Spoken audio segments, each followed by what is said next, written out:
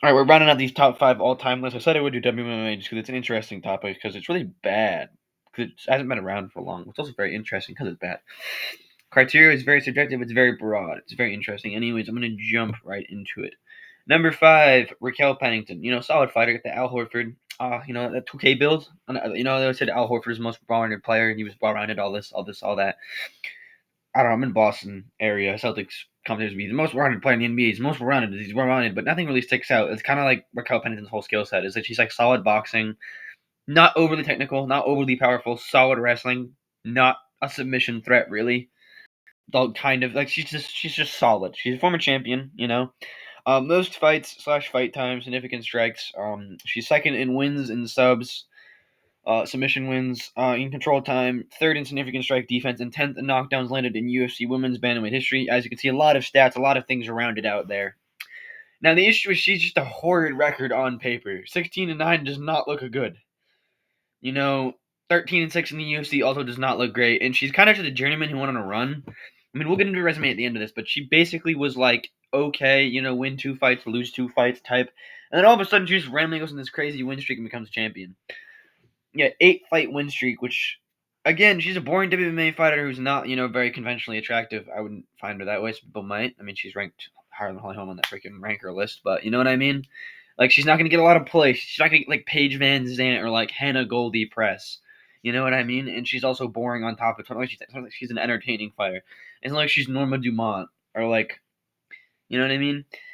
Anyways, the resume I talked about, she subbed Jessica Andrade, Misha Tate by decision, Reno Donna by decision, sub Macy Chiasson, Aspen Ladd by decision, Ketlin Vieira by decision, and Mario Buena by decision. So that's really good. Resume for WMA standards. You got Andrade as a former champion, Misha Tate as a former champion. You have Aldana, who's a former title challenger. You have Maya Buena Silva's former title challenger. You have Vieira, who's kind of been in there as a constant contender, and Aspen Ladd's pretty solid. Now, her losses as well, though, aren't horrible. I just want to highlight them. I mean, Kat Zingano, Jessica Andrade, 2 losses to Holly Holm, Amanda Nunes, drained your enemy, and then Pena in a very debatable 3-2 fight. So it's like, maybe she isn't that bad after all, but still, she's some not so great losses. Number 4, Holly Holm. I'm gonna do a quick Henry Cejudo impression. It's gonna be terrible. Kamaru, the movement of Holly Holm, it's too much for a lot of people. Kamaru, you can't. The movement, it's too much. Anyways, that's my quick Henry Cejudo impression. I'll do a longer bit, but it's not a good impression. Henry Cejudo is an interesting guy to listen to, but yeah, she's a good fighter. I mean, underrated. So Holly Holm's weird. Holly Holm loses a lot, and she does kind of suck. But I think her skill set's underrated. I think she's a very good striker. I just think she doesn't have the greatest fight IQ, really. Do I say that she's a good IQ in this? I don't think her fight IQ is not really that good.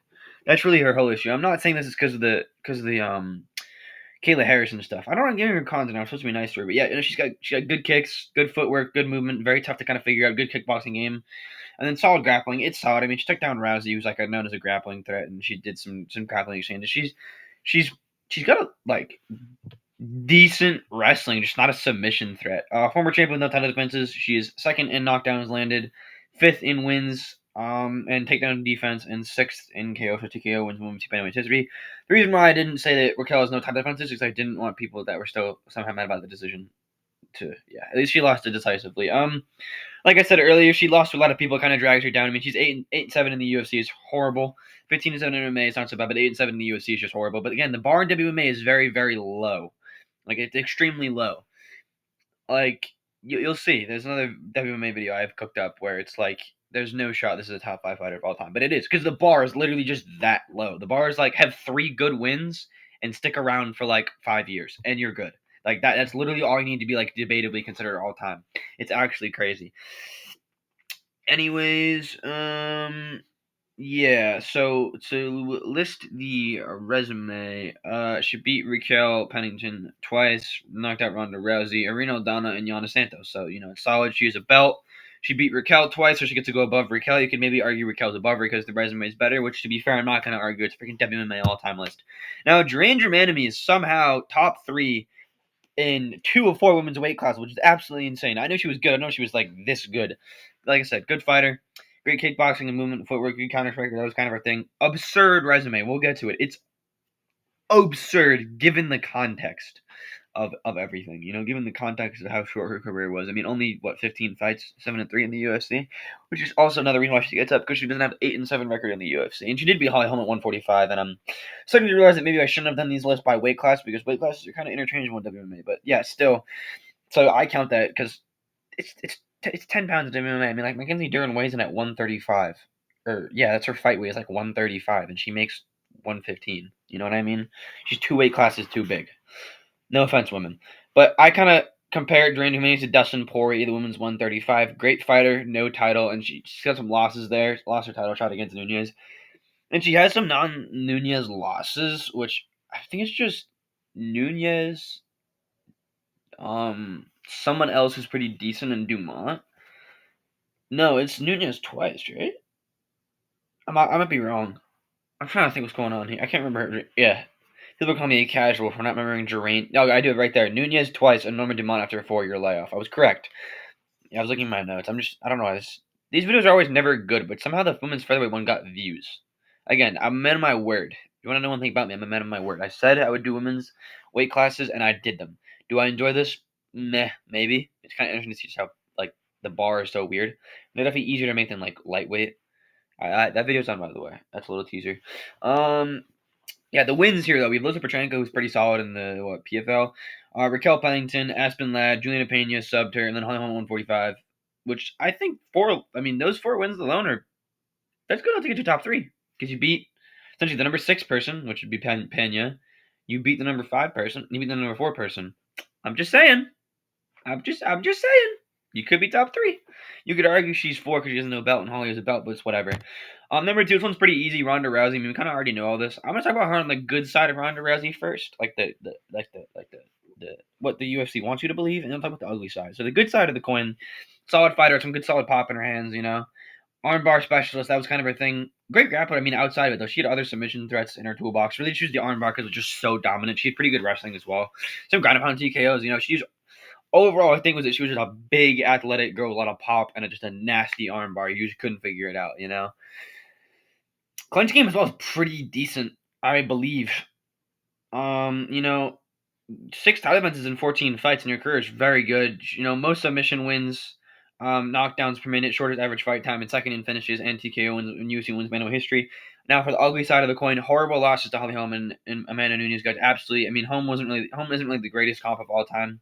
Holm's top 4, but Holm is not Amanda Nunes. Let's put it that way. And Holm destroyed you. The fact that the Nunez fight was ever even a thought of being booked is just absolutely absurd to go straight. The UFC has no idea what they're doing from a matchmaking perspective. I know Ronda Rousey's your big superstar, but why don't you just have Ronda have a trilogy with Miesha Tate instead of having her fight freaking Amanda Nunes off of a knockout loss? Holm outclassed her on the feet, got her on the ground, was more well polished, just better. Punched her on the chin repeatedly and then kicked her lights out. Possibly my favorite KO of all time, to be honest. Nunez fight, just absolutely no head movement, no technique, so one-dimensional. Nunez was also bigger and stronger. There's just no shot. Now, the thing is that she was one-dimensional and she got exposed, and it was also her ego. I should have just literally put her ego. She had this insane ego and was by her stupid coach. They made her believe that she was like this great Muay Thai threat, like this great striker, like this boxer Muay Thai, which you were not, Ronda. You never were, and there probably never will be. Sometimes you have to fight. With Faraz obviously you have to fight off your body type. And with Ronda Rousey, you look at her, you think this chick is a grappler. You do not think this chick is a striking threat. Does not have the build for her. I mean, she's got decently long arms, but not really. It's not really her build.